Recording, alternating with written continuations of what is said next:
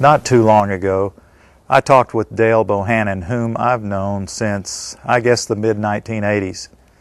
And he told me something very interesting that he found back in the fall of 2000 while he was on a business trip. Listen to this, folks.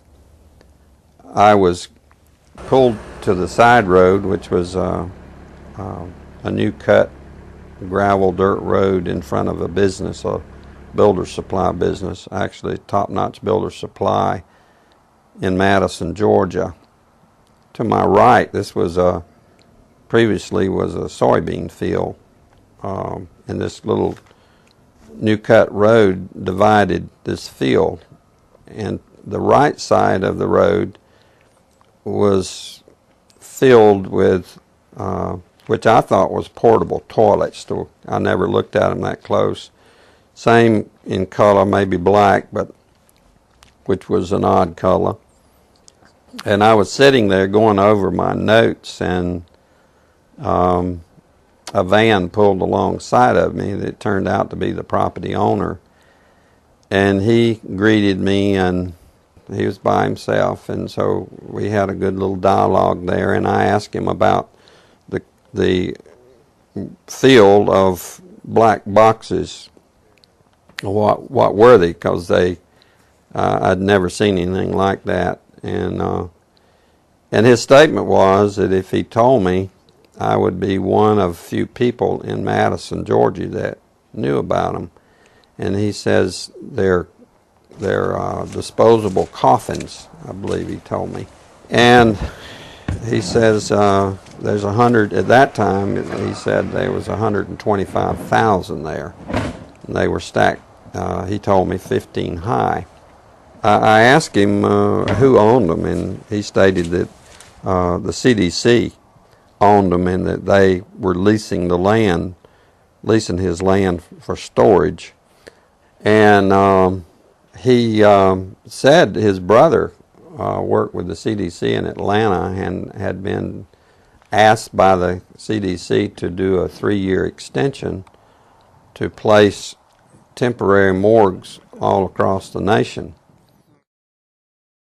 So in January of this year, 2005, we decided to drive to beautiful Madison, Georgia and take a look for ourselves. It was on a Sunday and no one was around, with the exception of this one pickup truck that was coming out the narrow road that we were going in on next to this field. We flagged down the pickup truck, and it was providential that the driver of this pickup truck turned out to be the son of the man that owned this field. So naturally, we started asking him questions. And he told us that not long ago, there had been as many as 500,000 of these grave liners or disposable coffins. We asked him for permission if we could look around, and he said yes, so we did. We're just getting an idea for the size of these boxes. What could these boxes be used for? Well, they're called casket liners. And that's an interesting term, isn't it? It's a casket liner. When I first heard the term casket liner, I thought perhaps a lining for a casket. But this is too big to be on the inside of a casket. So certainly this could be used as a casket. This is an inexpensive casket. And you can see the size here. There's lots of room.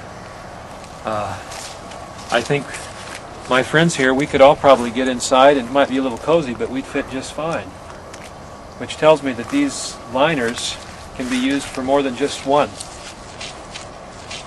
And one more time, what kind of liners are these? Casket liners. These are casket liners. That's what the man said. That's what the man told us. And we're told that there are about, well, there were about 500,000 out here. Later, as I went back to my home office, I spoke of it there, and of course people usually don't want to hear too much about this kind of thing. So it's never been mentioned, publicly, except just here and there. because most, like I said, the reaction I got, people didn't want to know about it, the few people that I spoke to, and so I just dropped it. And till I went to a luncheon, a fundraiser for Representative Saxby Chambliss. He was running for his second term for the U.S. House of Representatives. And it was a crowd, probably 100, maybe 150. It was congressmen, senators, state senators, and mayors. There was one table we probably had 2 3-star generals and a couple of 1-star with their spouses. So it was a real high-powered meeting. But the keynote speaker was a congressman, and I don't remember his name. He'd just been in the House for a long time, and he was the chairman of the Armed Services Committee. And so he just spoke in behalf of Representative Chambliss and the importance of having him on board to be reelected due to our threats. But it had to do with the nuclear devices that was missing from the old Soviet Union and that had gotten into terrorist hands. And it was, the emphasis was on the critical state that we face in this country. And he said we could lose tens of millions of people in the next decade, and he used those terms, due to a nuclear strike on U.S. soil. And I was sitting there, and it became very clear to me that that could very well explain why just weeks, I mean, could be 2 to 3 weeks prior to that meeting, that I had stumbled upon these, at that time, 125,000 disposable liners or caskets or coffins or whatever they could be termed as in that soybean field in Madison, Georgia. Did you catch what he said, friends? At this high-powered meeting, it was in Perry, Georgia, near Robins Air Force Base, the largest employer in the state of Georgia, Robins Air Force Base. The chairman of the Armed Services Committee was the keynote speaker. The chairman of the Armed Services Committee, whoever that may be, used to be Sam Nunn of Georgia, from the district I was born and raised in.